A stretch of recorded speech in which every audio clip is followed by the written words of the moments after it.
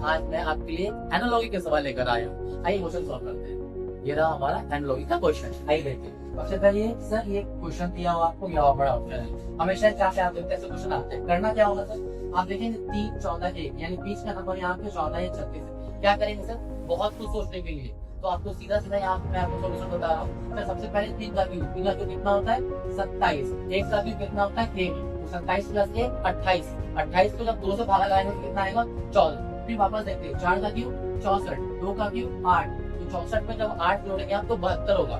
Sir 72 को 2 से भागा लगाना क्या है 36, यानी कि आपको मत करिए सर ये का क्यूब ये इसका क्यूब डिवाइड बाई 2, यानी दोनों नंबर के क्यूब को जोड़ के 2 से डिवाइड लगाना। क्या कहते हैं सर 7 का क्यूब 343, 3 का क्यूब 27, तो 343 में अगर आप 27 को जोड़ेंगे तो आपको आ जाएगा 370।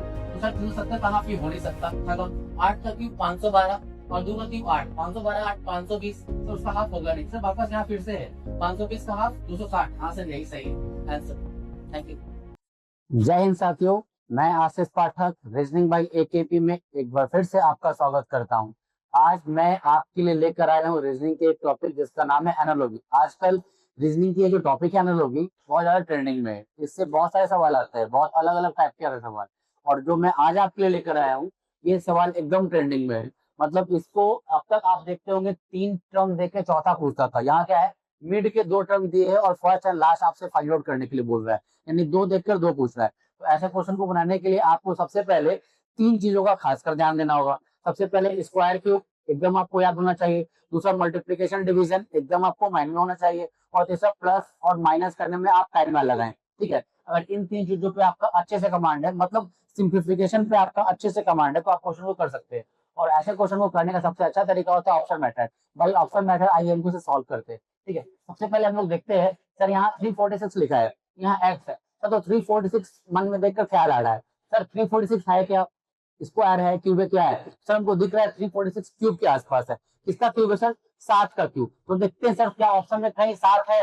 हाँ सर है, ये हमको 7 दिखा, तो थोड़ा दिमाग लगाते हैं। 7 का क्यूब कितना होता है 343। अब 343 में अगर 3 जोड़ दे तो 346 आ जाएगा, यानी सही है। तो अगला इधर भी सेम होने वाला है। इसका मतलब 9 का क्यूब कितना होता है 729, और 729 में 3 जोड़ देंगे तो 732। भाई 732 इधर भी दिख रहा है, उसे क्या मतलब है, यहीं पे मेरा काम हो गया। हम नीचे क्यों जाएंगे जब मेरा 7 है, यहाँ 6 है, ये होगा नहीं। इट मींस कि इसका आंसर क्या आ जाएगा ऑप्शन नंबर 2। आई थिंक आपको समझ में आया है। अगर समझ में आया ज्यादा से ज्यादा शेयर कीजिए इस वीडियो को। धन्यवाद, अपना प्यार और सपोर्ट बरकरार रखिए। Thank you.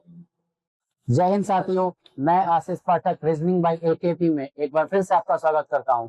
आज आपके लिए फिर से मैं लेकर आया हूं एनालॉजी के सवाल। आजकल आपको पता है एनालॉजी के सवाल ट्रेंडिंग में, और बच्चों की डिमांड लगातार, बच्चे मैसेज कर रहे थे कि सर एनालॉजी की बेहतरीन सवाल कराइए, अच्छे अच्छे सवाल कराइए। इसलिए मैं आप लोगों के ऑनलाइन डिमांड बोले तो बच्चा के डिमांड पे, ठीक है, बच्चा के डिमांड पे मैं आज आपके लिए लेकर आया हूँ नंबर एनालॉजी के शानदार सवाल। आइए क्वेश्चन देखते हैं। सर क्वेश्चन क्या करना होता है आपको पता है, pattern square cube multiplication division add subtraction, इन चारों पे आपका पूरा कमांड होना चाहिए। और जैसे ही इस पे कमांड होगा आप क्वेश्चन बना लेंगे। फिर से वही बात, सर 2 दिया हुआ है और आपसे एक्स और वाई का वैल्यू पूछा है। आइए क्वेश्चन देखते हैं। सर सबसे पहले 169 आपको दिख रहा है, तो एकदम माइंड में क्लिक किया, क्या किया सर 169 तो क्यूब है, सॉरी 169 तो स्क्वायर है। किसका स्क्वायर है 169, 13 का स्क्वायर है। तो ऑप्शन में 13 है।